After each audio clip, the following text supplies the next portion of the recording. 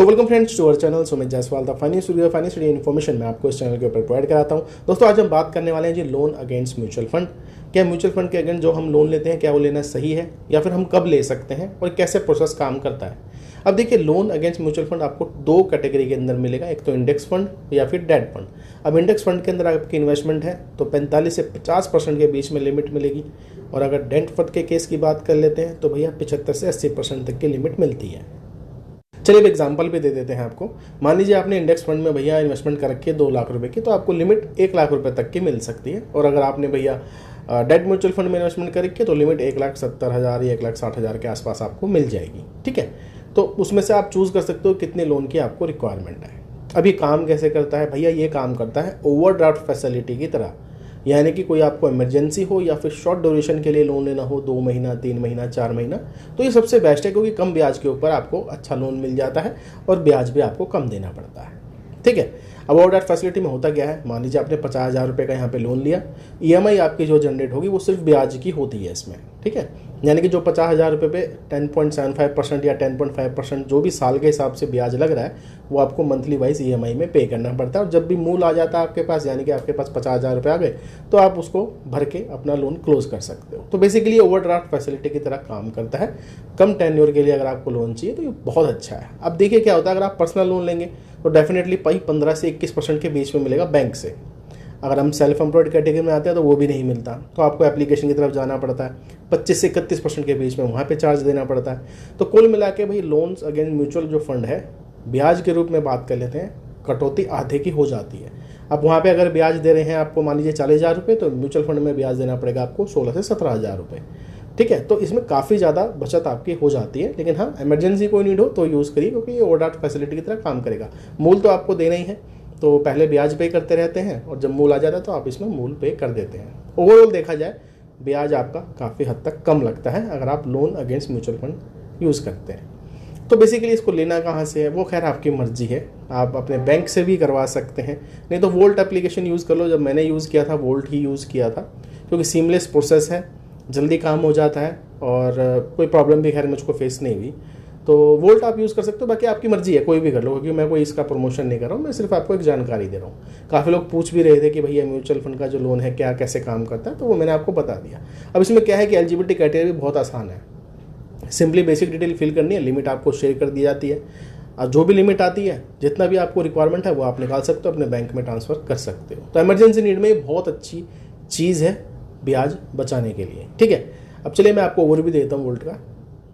तो ये दोस्तों वोल्ट, ठीक है, ये आपको प्ले स्टोर और एप्पल स्टोर दोनों जगह मिल जाएगी। और ये इंस्टेंट लोन फैसिलिटी आपको म्यूचुअल फंड के अंदर प्रोवाइड करा देते हैं। 4 घंटे के अंदर डिस्बर्समेंट भी हो जाती है। लिमिट आप सिर्फ 15 सेकंड में चेक कर सकते हैं। सिंपली इस पर क्लिक कर देना है आपने, जो चेक योर लिमिट है। इसके बाद क्या करना है, फ़ोन नंबर डालना है, पैन नंबर डालना है, जो भी लिंक है आपका म्यूचुअल फंड के अंदर, और चेक एलिजिबिलिटी आप यहाँ पर कर सकते हैं। जो भी लिमिट आएगी फिर आप उसको रिडीम भी कर सकते हैं। ठीक है जी, तो ये तो हो गया एलिजिबिलिटी चेक।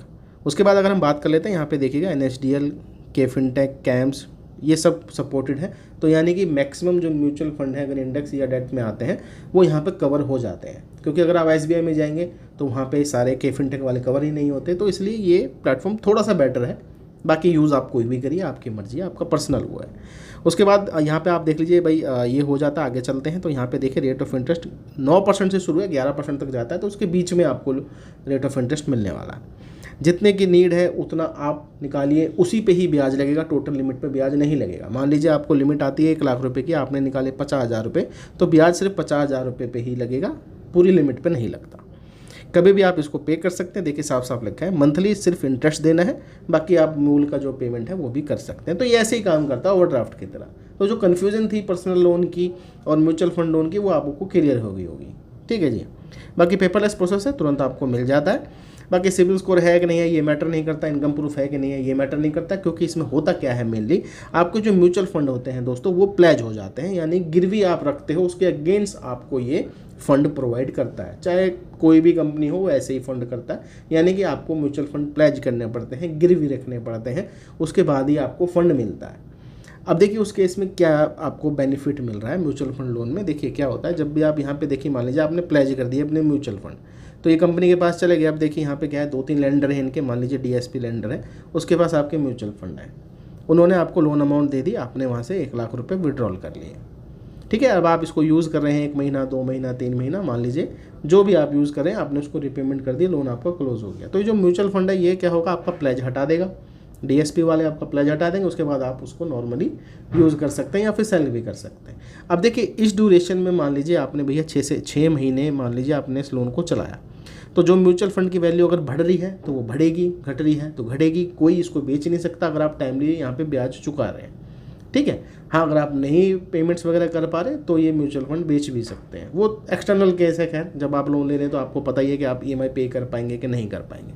तो ये सिस्टम होता है इसमें कि भैया आपके म्यूचुअल फंड की जो नए वैल्यू है वो प्लेज होगी, उसके अगेंस्ट में आपको लोन लिमिट प्रोवाइड करते हैं। और भाई टाइम के साथ वो लोन जो म्यूचुअल फंड है उसकी वैल्यू आपकी बढ़ती रहती है। अगर मार्केट अच्छा परफॉर्म कर रही है, भाई घट रही है तो वो घट भी सकती है, ये मार्केट के ऊपर खैर डिपेंड है, तो खैर आपको पता ही है।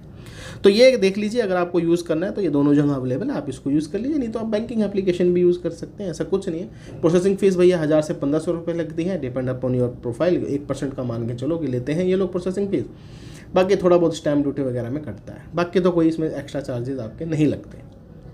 ठीक है, तो म्यूचुअल फंड का जो लोन है शायद वो क्लियर हो गया होगा, जो लोग कन्फ्यूजन में थे वो भी क्लियर हो गया होगा। बाकी प्लेटफॉर्म बहुत सारे अवेलेबल हैं मार्केट में, आप खुद भी सर्च कर लीजिए, जहाँ पे देखिए रेट ऑफ इंटरेस्ट कम मिल रहा है वहाँ पर अप्लाई करिए। ठीक है, चलिए दोस्तों मिलते हैं दूसरी वीडियो में। ऐसी जानकारी के लिए चैनल को आपने सब्सक्राइब कर लेना है।